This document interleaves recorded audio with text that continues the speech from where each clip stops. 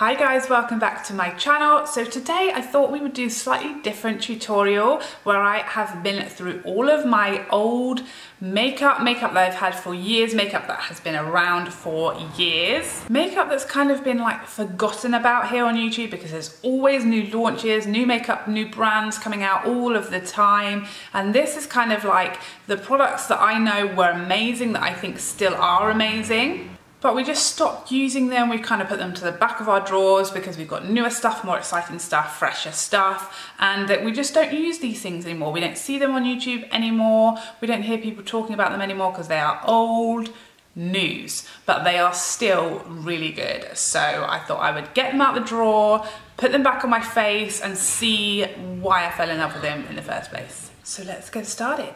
First kind of abandoned makeup item that you hardly ever see in videos anymore is makeup singles. Like, I feel like when YouTube first started out, everyone had one of these like homemade palettes of all their favorite singles, and generally now everyone uses palettes, don't they? And if you don't have the palette, you obviously can't recreate the look. So I'm going to use some of my favorite singles. As you can see, there's all kinds of pan showing up in this palette. So I'm going to start off with Creme Brulee from Makeup Geek. I told you, you will have 90% of the stuff in the video, I'm sure of it.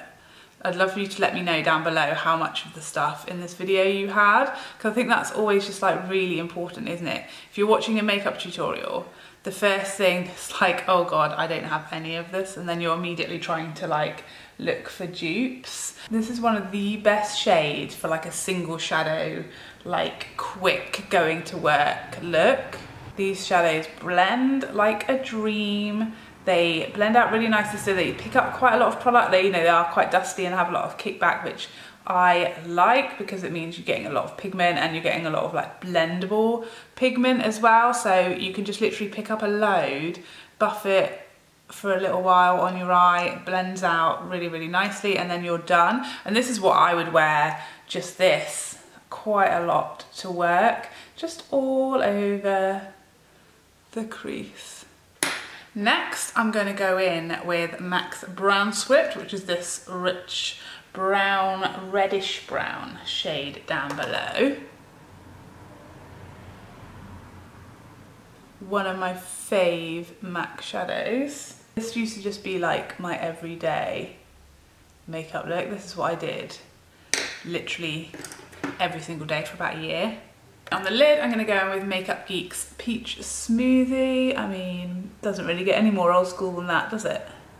I feel really sad that Makeup Geek has got so quiet. Like, you can still get their products on Beauty Bay, but they are always out of stock of everything, and it doesn't seem like they're, getting more stock in. And I just really hope they're not just like, dwindling down their stocks because they're getting rid of the brand altogether, because I love these shadows.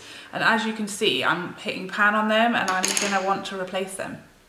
And I don't know if I'm gonna be able to, I don't know what's going on. So next up, one of my fave brow bone highlights of all time, and that is this shade, which, is it this shade? This shade, which is MAC's Shroom.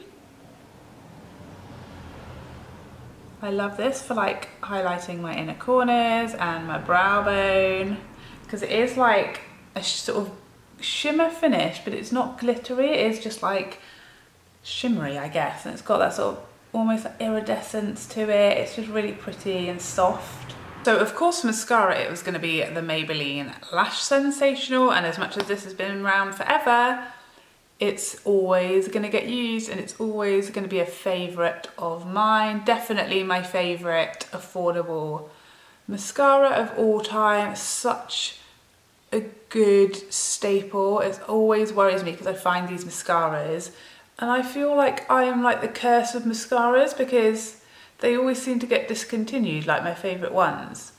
But I really honestly can't ever see Maybelline discontinuing this bad boy. The primer, Matte Prep and Prime, Natural Radiance. This is the yellow one. The yellow one. Just a really good all-round primer. I feel like this is really nice on dry skin because it's so refreshing.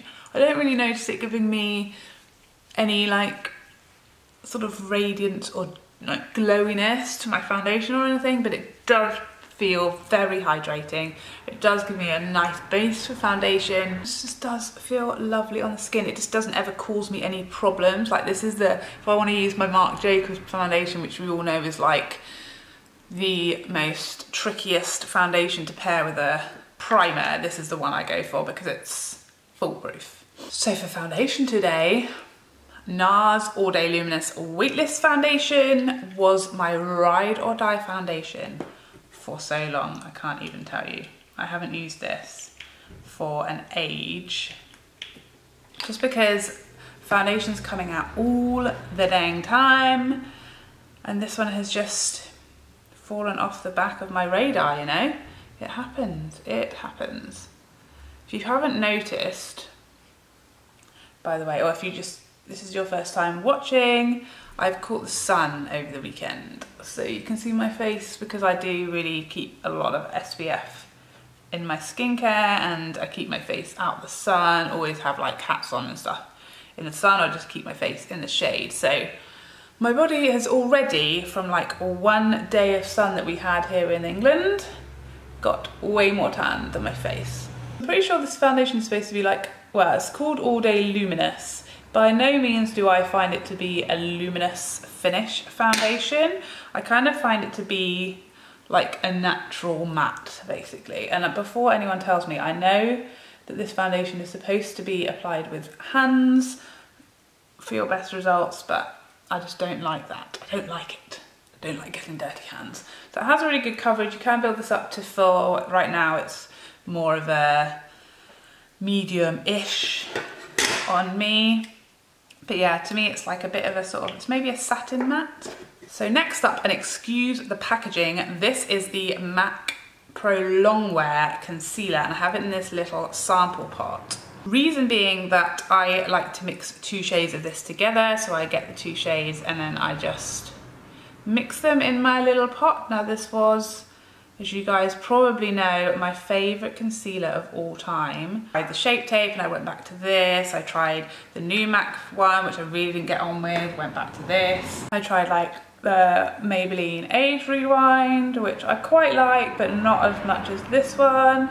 Creased a bit too much on me. And then I found the Makeup Revolution, and that blew this one out of the water. I think the thing with this one is if you are a bit younger than me, or you have a bit better under eye situation than me, then you will probably love this. But for me, this doesn't give me absolute full coverage. So sometimes it doesn't fully cover my under eyes, and now that I'm getting older, it does crease on me. Not the worst, but I do have concealers that give me like a slightly better coverage and do not crease quite as much. So powder, this is the RCMA No Colour Powder. Amazing. Oh my God, wow. This is the problem with this powder. The one problem, but it's quite a large problem. The packaging is just not helpful, is it? I do like this powder, but it can be quite drying on the under eye area, which is obviously not good. When you get a bit older, you do not need to be drying out areas where there are lines. So I do prefer my MAC powder now, but this was my ride or die powder. And if you are looking for a more affordable under eye setting powder or full face setting powder that doesn't change the colour of your makeup, that will last you an absolute age, this is your powder. I still don't think there's a better affordable powder out there.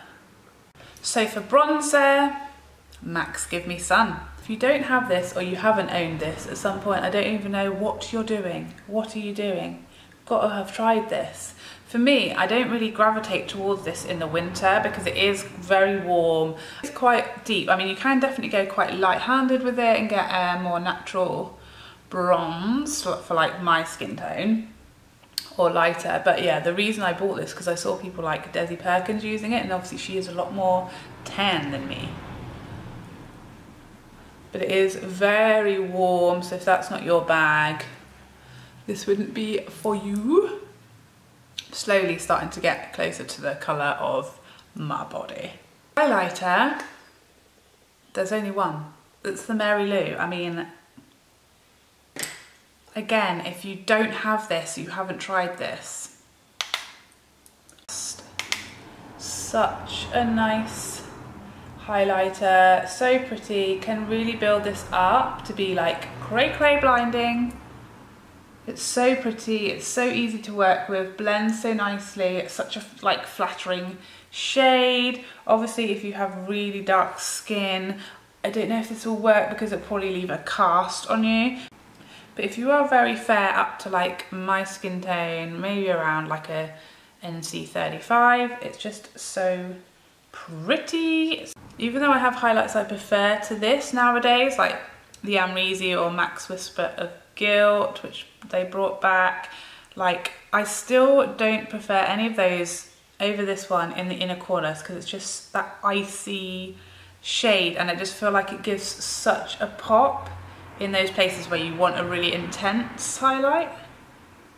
So now for contour. Now this is the Fawn Contour Single Pan from Anastasia Beverly Hills. I feel like everyone used this a few years ago, but now it's all about, again, palettes. We've gone, I know I certainly have gone a lot into like cream or liquid contours or using foundation sticks as contour, but every now and then I come back to this and it is still so good. Like my preference has definitely moved into using sticks and using creams and things like the Revolution stick, which I really like. Barely ever use a powder contour. It's only the other week because I tried out the Morphe Bronzer that I was like, you know what, powder contour is nice. And this is the first time I've used this in ages, but I just still think it makes such a difference to your face. Back into my eyes, so I'm going to go in with like a mixture this time of creme brulee and the brown script, which I used before. Go under my lash line. Next up for blush, an oldie that I still use all of the time. This is MAC's Warm Soul.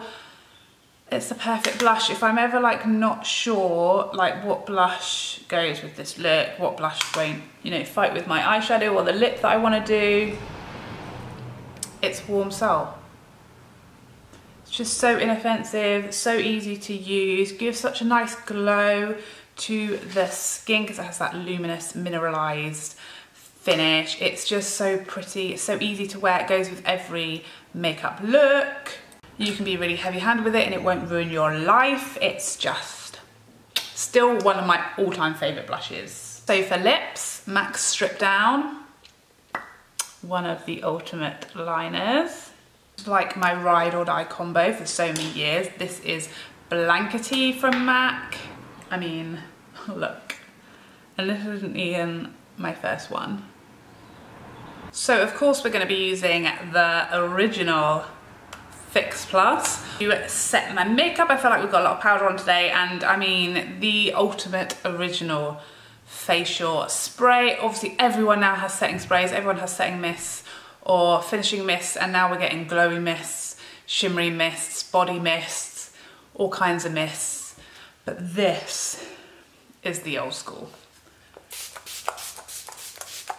This is the finished look using all my favorite oldies but goodies, old school makeup. Hopefully most of you watching will have loads of these products so you can easily follow this and easily recreate this. I would love to know what makeup you guys used for years and years and years and have long forgotten about. For me, I still use all these singles. As you can see, I've hit pan on them. I love them. I use Fix Plus every day. I use MAC Prep and Prime a lot of the time, especially for foundation testing. I mean, it's hard to pick out one thing because I actually love everything I use in this video, and I'm really happy with how my makeup is looking today. I don't really use the concealer anymore. I feel like I have moved on. I feel like I loved that concealer a few years ago when I was younger. RIP. But now I feel like concealers I use now are better for me at this age. I haven't used Give Me Sun for so long, and I really like how this worked today. I have not used this for like 6 months probably.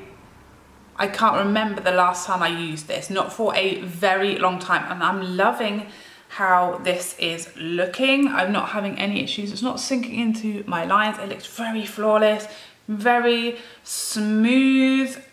I'm definitely going to start using this more. I'm going to start using this again. Maybe also as a mixer, just add a bit of coverage to lighter coverage foundations. I really like the look of it. So 100% I'm going to pull that out of my lost makeup drawer and start using that. I thought there was a spider on me. So there you have it. I hope you enjoyed this tutorial. If you did, please like and subscribe before you go so I can see you again. Otherwise, take care for now. Bye, bye, bye, bye, bye.